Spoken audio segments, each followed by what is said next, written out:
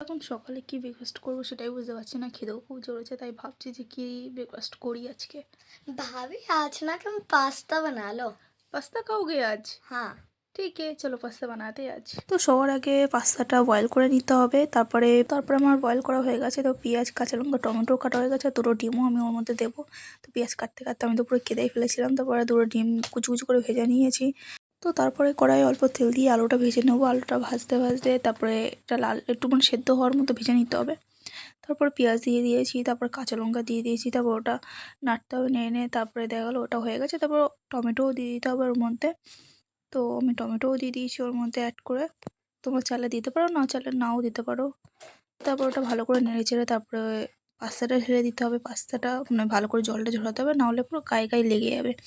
তো আমরা এত কথা বলতে বলতে আমার পাস্তাটা অনেকটাই হয়ে গেছে, প্রায় হয়ে গেছে। তো একটু নুন একটু হলুদ দিয়ে তারপরে ভালো করে মিক্স করে নিতে হবে। তারপরে আমি ডিমটাও দিয়ে দিয়েছি। তারপরে ডিমটা দিয়েও ভালো করে মিক্স করতে হবে। তারপর যখন পুরো ভাজা ভাজা হয়ে যাবে তারপরে নামিয়ে দিতে হবে। আর আমি তো লাস্টে নামানোর ভিডিওটাই করা হয়নি।